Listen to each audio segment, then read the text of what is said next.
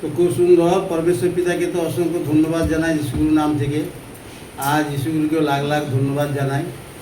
আর পরমেশ্বর পিতা আজকে যে সমস্ত লিডারকে উপস্থিত করেছেন ভবনে, সেই তাদেরকে অসংখ্য ধন্যবাদ জানাই। আর ঈশ্বরের পুত্রপুত্রী যারা আছেন তাদেরকে আমার অন্তর থেকে নমস্কার জানাচ্ছি।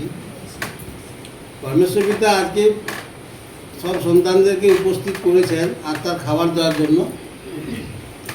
আর পরমেশ্বর পিতা তো এতক্ষণ আত্মার খাবার দিলেন, আমরা গ্রহণ করলাম। আমাদের খাবার সপ্তাহে একদিন খাই আর সপ্তাহে প্রতিদিন খাই। একই মাংসের মধ্যে দুটি আত্মা, একটা আত্মা 7 দিন পরে খায়, আর একটা আত্মা প্রতিদিন বারবার খায়।